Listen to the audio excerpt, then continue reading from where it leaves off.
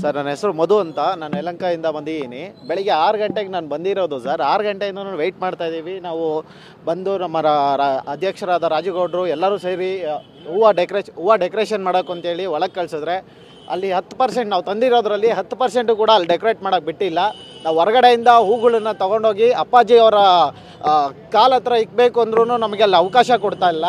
ನಾವೇನಾದ್ರು ಒಳಗಡೆ ಹೋಗಿ ಬಿಡಿ ನಮ್ಮನ್ನು, ನಾವು ಒಳಗಡೆ ಹೋಗಿ ಅಪ್ಪಾಜಿ ಅವ್ರಿಗೆ ಮುಟ್ಟಿ ನಮಸ್ಕಾರ ಮಾಡ್ಕೊಂಡು ಬರ್ತೀವಿ ಅಂದ್ರೂ ಅಲ್ಲಿ ಅವಕಾಶ ಕೊಡ್ತಾ ಇಲ್ಲ. ನಾವು ಹೋಗಿ ನಿಂತ್ಕೊಂಡು ಆಯಿತು ಫೋಟೋ ಆಯ್ತಲ್ವ ಹೊರಡಿ ಅಂತೇಳಿ ನಮ್ಮ ಸಿಬ್ಬಂದಿಗಳು ಹೇಳ್ತಾ ಇದ್ದಾರೆ. ಇದೆಲ್ಲ ನೋಡಿದಾಗ ಏನನ್ಸುತ್ತೆ ಸರ್ ಮನಸ್ಸಿಗೆ ಅಂದರೆ, ಆ ಯಪ್ಪ ಬದುಕಿದ್ದಾಗಲೂ ಕೂಡ ಆ ಯಪ್ಪನಿಗೆ ನೀವು ನೋವೇ ಕೊಟ್ರಿ, ಈಗಲೂ ಕೂಡ ಅದನ್ನೇ ಮಾಡ್ತಾ ಇದ್ದೀರಾ. ಅವ್ರು ಸಾಲದು ಅಂತ ಅವ್ರ ಅಭಿಮಾನಿಗಳಿಗೂ ಕೂಡ ಪಾರಂಪರ್ಯ ಏನಿದೆಯೋ ಅದನ್ನೇ ಮುಂದುವರ್ಸ್ಕೊಂಡು ಹೋಗ್ತಾ ಇದ್ದೀರಾ. ನಾವೇನು ಹೇಳ್ತಾ ಇದ್ದೀವಿ ಅಂದರೆ, ನಮ್ಗೆ ಇವತ್ತು ಒಂದಿನಕ್ಕಾರ ಅವಕಾಶ ಕೊಡಿ. ನಾವು ಬರೋದೇ ವರ್ಷಕ್ಕೆ 2 ದಿನ. ನಾವು ಬೇರೆ ದಿನಗಳಲ್ಲಿ, ಸಾಮಾನ್ಯ ದಿನಗಳಲ್ಲಿ ನಾವು ಇಲ್ಲಿಗೆ ಬರೋದೇ ಇಲ್ಲ. ಬರೋದು ವರ್ಷದಲ್ಲಿ 2 ದಿನ, ಒಂದು ಹುಟ್ಟಿದಬ್ಬದ ದಿನ ಮತ್ತು ಇನ್ನು ಪುಣ್ಯಸ್ಮರಣೆ ದಿನ.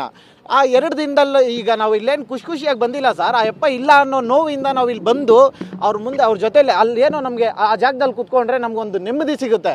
ಆ ಯಪ್ಪನ ಹತ್ರ ಮಾತಾಡ್ದಂಗೆ ಇರುತ್ತೆ. ನಾವು ನಮ್ಮ ಮನಸ್ಸಲ್ಲಿ ಏನಿದೆಯೋ ಅದನ್ನು ಹೇಳ್ಕೋಬೇಕು ಅವ್ರ ಹತ್ರ ಅಂತ ಬಂದಿರೋದು ಸರ್. ಅಲ್ಲೆಲ್ಲ ಮೈಸೂರಿಗೆ ಹೋಗಿ ಅಂತ ಇಲ್ಲಿ ಬೋರ್ಡ್ ಹಾಕಿದ್ದಾರೆ ಸರ್. ನಾನು ಹೇಳ್ತಾ ಇಲ್ವಾ, ರಾಮನ ದೇವಸ್ಥಾನ ಎಲ್ಲ ಕಡೆ ಇದೆ ಸರ್. ಇಂಡಿಯಾದಲ್ಲಿ, ಭಾರತದಲ್ಲಿ ರಾಮನ ದೇವಸ್ಥಾನ ಎಲ್ಲ ಕಡೆ ಇದೆ. ಅಯೋಧ್ಯೆದೆಲ್ಲ ಯಾಕೆ ಬೇಕಿತ್ತು? ಯಾಕಂದರೆ ಆ ಯಪ್ಪನದು ಜನ್ಮಸ್ಥಳ ಸರ್, ಅದಕ್ಕೆ ಅಲ್ಲಿ ಬೇಕಿತ್ತು. ನಮಗೀಗ ಇಲ್ಲಿ ಹಾಕ್ಬಿಟ್ಟು ಇಲ್ಲಿ ಅಪ್ಪಾಜಿ ಅವ್ರನ್ನ ಅಂತ್ಯ ಸಂಸ್ಕಾರ ಮಾಡಿ ಎಲ್ಲೋ ಮೈಸೂರಿಗೆ ಹೋಗಿ ಅಂತ ಹೇಳ್ತಾ ಇದ್ದಾರೆ. ಇದು ಯಾವ ಥರ ನ್ಯಾಯ ಅಂತ ನಮ್ಗೆ ಅರ್ಥ ಆಗ್ತಾ ಇಲ್ಲ ಸರ್.